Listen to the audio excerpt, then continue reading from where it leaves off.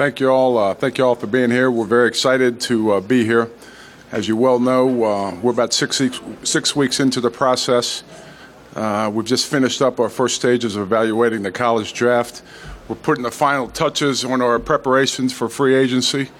And with that, we'll take some questions.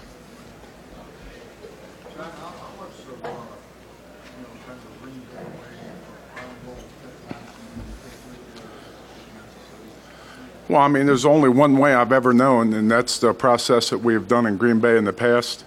I think each individual who's taken that process tweaks it to their own strengths and weaknesses.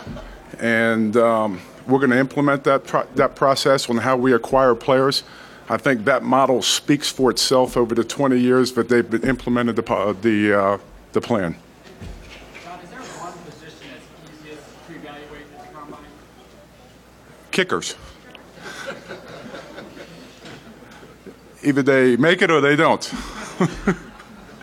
No, I think really, I think all of them are. As you get older and you get more years of experience, each position, you understand the traits and the mechanism it takes to be successful with each one of those positions. As the game gets faster, the position, you have to grow with the game, and those positions have to grow with the game. So as the game gets faster, respectively, certain positions have to get faster as well.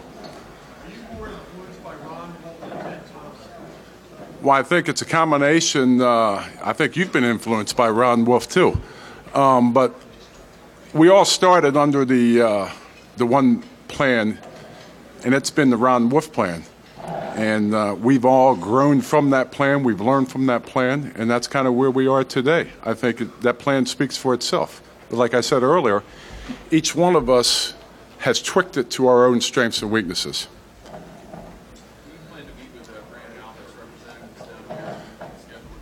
Well, this is, as you well know, he's one of a few free agents we have. It's been ongoing communication with his representatives. It will be an ongoing communication with his representatives. And as we get into free agency, we'll see what that is. Do you view him as a left tackle? I think a lot of football guys view him as a left tackle. John, whether it's a franchise player or a long-term contract, you be with the Chiefs, you play for the Chiefs next year? Well, it's we've been it's been an ongoing communication with his representatives. We've had those discussions for the last couple of weeks. We'll continue to have those conversations as we get to free agency. I just can't name them off the top of my head right now, but we have anywhere between 6 and 8 quarterbacks who are going to sit and meet as a group collectively. They're big and fast. It was amazing. I was at the weigh-ins here, and I was looking at the receivers. I was just thinking to myself how much bigger these guys really are, and how much, bigger in terms of weight. There was really a lot of guys in between the 210 and the 220 range this year, and you normally don't see that, but it shows you how big that position is getting.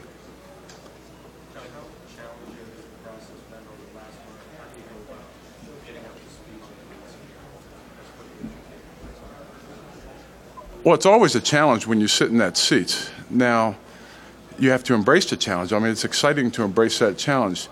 To get up to what you have to do is, I think you have to go one step at a time, evaluating your team, then beginning to understand your team. Then what you do is you begin to understand the strengths and weaknesses of free agency, and then you begin to assess the strengths and weaknesses of the college draft.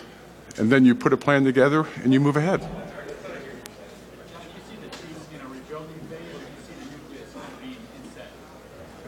Well, I think any time that you have a chance that there is turnover within an organization, there's a new regime, there's going to be there's going to be a little bit of turnover. But as you well know, the process is ongoing. We're still in the evaluating process mode. As we get closer to certain timelines within this thing, we'll make decisions and we'll move the team forward.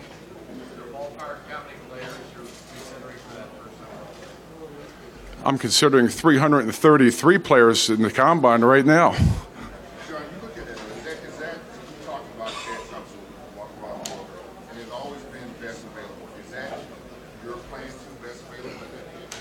I do. I believe the best available player philosophy. Washington, wide receiver, table 4. Brandon Kaufman, table 4. Well, you know what? We haven't finished the final process of evaluations. When I made that comment, it was the first phase of evaluations. It's an ongoing situation, and at the end, we'll see what happens. But it will be the best available player. How do you balance playing quarterbacks right out the gate in terms of rookies versus letting them come along slowly, and where do you fall on that? I didn't understand that question. Playing rookies right off the bat when you get them versus playing them, letting them kind of get their feet wet. How do you balance that, and where do you fall on that? Well, I think what's happened is the teaching in college has gotten so skilled at the quarterback position. I think last year demonstrated that young kids can come in and actually wind up starting in the National Football League, where maybe years past it took 2 or 3 years for that individual to be a starter.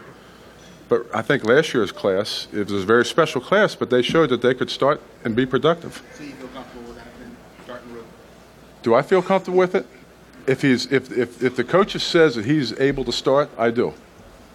John, can you put a so-called winning culture in place, or how do you help to create that in Kansas City? I think wins, when you begin a collective effort within an organization and everybody is in the organization, when they, let me get my thoughts here.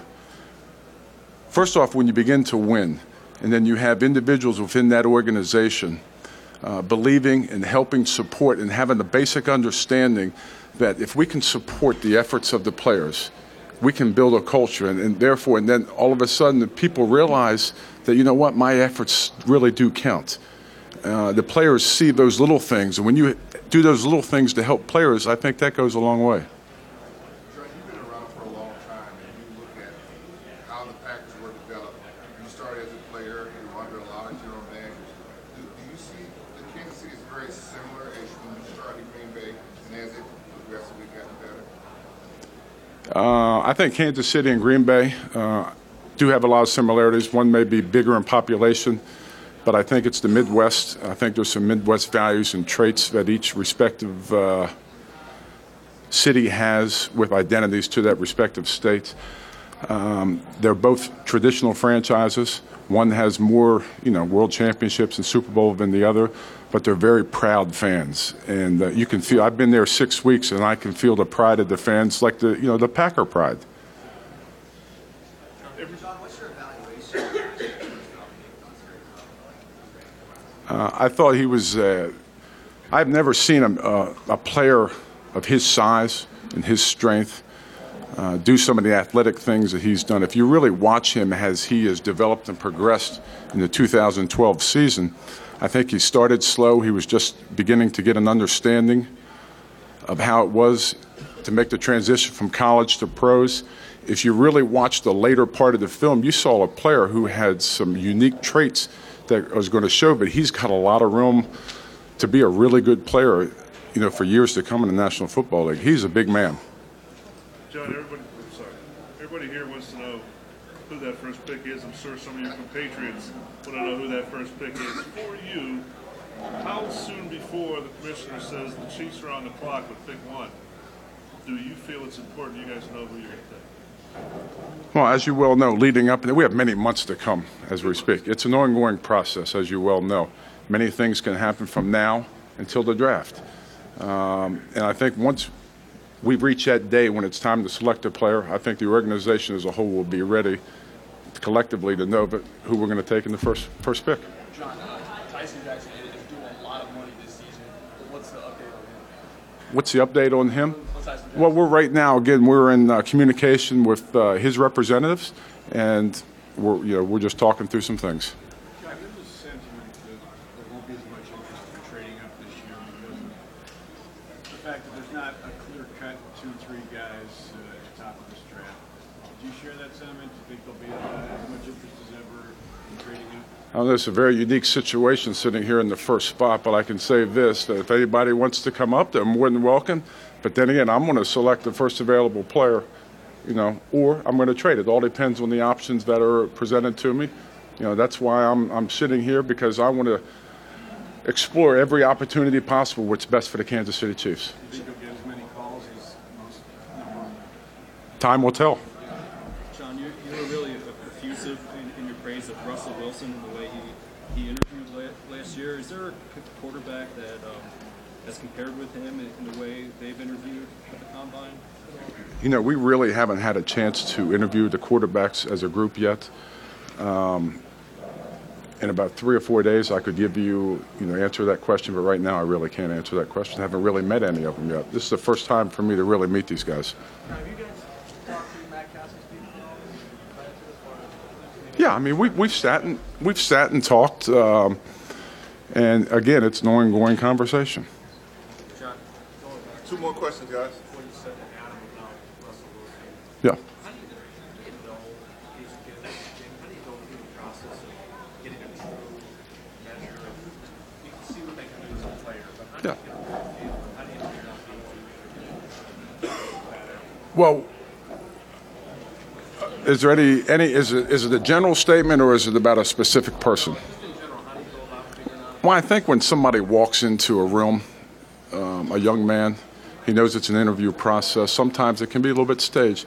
But I think as you begin to sense who they are as a person, you begin to feel the depth and the sincerity of their heart, the clarity of their mind. And then when you begin to feel their presence, you can kind of see certain leadership qualities, intellectual qualities, and a certain energy about them that you know it's going to be that guy. Last question, guys. I'm sorry. You're feeling overall on this quarterback class, the idea that so many guys are growing to kind of prove themselves. Well, that's a good thing. A lot of teams have spent a lot of money for players to fly here to the Combine and participate, and hopefully everybody would participate. The more the better, because, it gives all of us a chance to evaluate that position and watch them compete with their peers. And there's nothing better than competition in sport.